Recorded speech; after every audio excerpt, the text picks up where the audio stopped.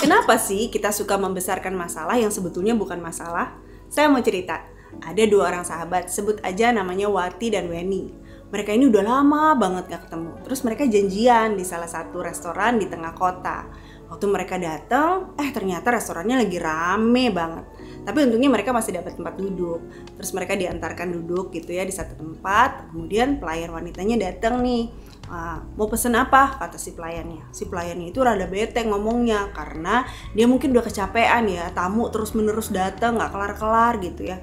Jadi dia agak judes gitu melayani si Wati dan Weni ini. Nah terus udah gitu si Wati mulai kesel dong. Kok gitu amat sih mbak nanyanya? Kata si Wati gitu. Biasa aja dong.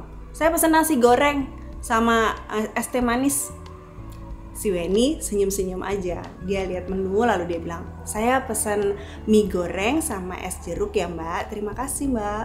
Lalu si mbaknya pergi. Makanan yang ditunggu ternyata datangnya lama banget. Si Wati mulai ngedumel lagi. Duh lama banget sih, dari tadi nih gak nyampe-nyampe makanannya, gue udah lapar banget nih gitu.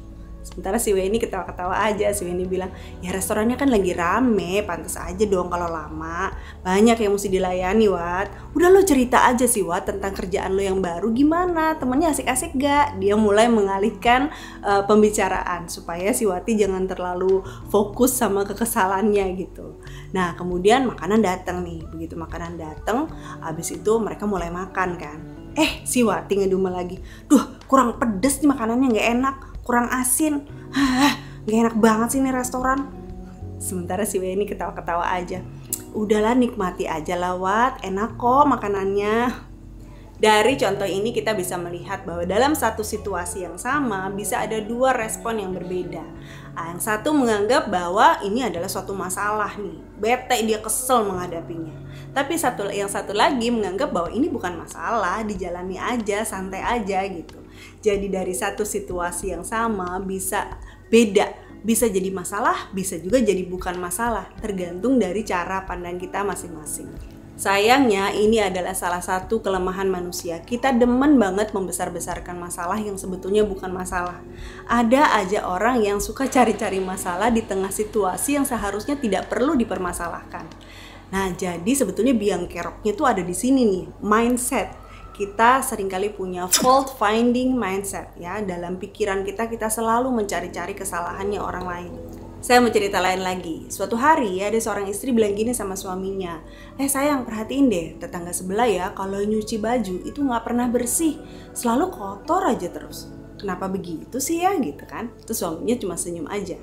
Nah terus beberapa saat kemudian tetangga sebelah keluar lalu waving gitu dada-dada ke mereka kan, lalu mereka balas hai gitu. Terus habis itu dia bilang lagi ke suaminya, lihat deh bajunya kotor, masa mau keluar rumah pakai baju kotor begitu? Mukanya juga jerawatan ya sayangnya. Ketawa-ketawa gitu mereka berdua. Udah nih, sore harinya suaminya siram tanaman di depan rumah. Nah si istri lagi cuci piring sambil ngeliat keluar, terus dia bilang gini, sayang baju kamu kotor tuh, gimana sih kok baju kotor begitu? Lalu suaminya gini, aduh kaca rumah kita loh yang belum dilap. Jadi ternyata pantesan aja semua jadi serba salah karena kaca rumahnya yang kotor. Jadi semua yang dilihat sama suami istri ini ya kelihatannya kotor aja gitu.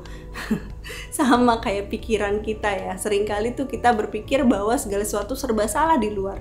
Itu karena di pikiran kita itu selalu nyari-nyari kesalahan orang lain. Fault finding mindset. Yang situasi sebaik apapun juga jadinya serba salah terus. Dalam hidup kita ini ada yang sebetulnya masalah yang betul-betul masalah.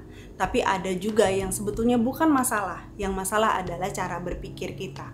Ya, jadi suami istri tadi sebetulnya kalau misalnya kaca rumah mereka bersih, mereka nggak menganggap bahwa itu masalah dong. Si tetangganya itu pasti cuciannya kelihatan bersih-bersih aja. Baju yang dipakai sama tetangganya juga kelihatannya bersih-bersih aja kan. Kalau kaca rumah mereka bersih gitu. Sama kalau pikiran kita bener juga begitu. Kita nggak akan menganggap suatu masalah jadi masalah. Balik lagi nih ke ceritanya si Wati dan Weni tadi ya. Kalau seandainya situasi yang restorannya yang rame, udah gitu pelayan yang judes, makanan yang datangnya lama, lama, udah gitu ditambah lagi makanannya kurang enak. Kalau misalnya cara pandangnya benar, misalnya si Wati ini nggak punya fault finding mindset, sebetulnya pertemuan mereka berdua itu akan jalan santai-santai aja, nyantai aja, asik lah buat mereka untuk ngobrol, karena mereka kan udah lama nggak ketemu kan, dan keluar dari restoran pasti mereka hatinya happy. Contoh lain lagi, pada suatu saat kamu ketemu sama orang yang kritik masalah penampilan kamu sekarang. Dia bilang gini, kamu kok sekarang kelihatannya nggak fresh gitu sih? Kayak kurang kekinian gitu, old fashion. Lalu kamu akan bisa menganggap itu sebagai suatu masalah, atau bisa juga kamu nggak menganggap itu sebagai masalah. Kalau kamu merasa itu masalah, mungkin karena kamu terlalu memperhatikan apa yang jadi pendapatnya orang lain. Kamu mulai cari solusi bagaimana caranya supaya kamu nggak kelihatan nggak fresh gitu. Kamu mulai pergi ke salon, gunting rambut, pakai make up, mulai diet, kemudian beli baju-baju baru supaya penampilan kamu kelihatan lebih fresh dan kekinian. Yang kedua, kamu bisa aja merasa bahwa itu bukan masalah. Orang lain punya pendapat ya sah-sah aja, nggak apa-apa. Kamu bisa tetap jadi diri kamu sendiri. Kamu bisa menerima diri kamu apa adanya gitu. Kalaupun orang lain nggak suka sama penampilan kamu, itu kan masalah mereka, bukan masalah kamu. Yang ketiga, pendapat orang lain itu bisa juga dijadikan sebagai pertimbangan buat kamu untuk menentukan apakah itu masalah atau bukan masalah. Ya kalau memang kamu koreksi diri sendiri, kalau memang rasanya memang belakangan ini kamu kurang mengurus diri, ya berarti itu masalah. Kamu harus melakukan sesuatu, merubah sesuatu gitu kan. Tapi kalau ternyata kamu merasa baik-baik aja, ya udah itu bukan masalah. Kita mesti bisa mengerti bahwa nggak semua hal bisa berjalan sesuai dengan apa yang kita mau. Nggak semua hal bisa terjadi sesuai dengan ekspektasi kita. Ada hal-hal yang di luar kendali kita. Dan kita harus fokus hanya pada hal-hal yang ada dalam kendali kita aja. Bahkan untuk hal-hal yang ada dalam kendali kita sekalipun, kita juga nggak bisa mengatur bagaimana ekspektasinya orang lain, bagaimana pendapatnya orang lain. Kita sendiri punya hak untuk menentukan apa yang baik untuk kita. Jadi mulai sekarang ubah mindsetnya. Jangan lagi punya fault finding mindset. Seperti yang sering banget saya ceritain di channel ini, moto kita harus seperti ini. Masalah besar dikecilin, masalah kecil dihilangkan, gak ada masalah, jangan cari-cari masalah. Kamu yang setuju tulis di kolom komen di bawah. Gak ada masalah, jangan cari-cari masalah. Di channel ini saya banyak cerita tentang gaya hidup minimalis, tentang pengembangan diri, tentang gimana cara mengatur uang. Jadi kalau menurut teman-teman channel ini bermanfaat, teman-teman bisa subscribe. Nah, di playlist yang ini nih saya banyak cerita tentang self development. Jadi kita ketemu lagi di sana ya. Ingat, hidup itu harus jadi lebih baik, makin hari makin baik sampai kita bisa jadi versi terbaik dari diri kita.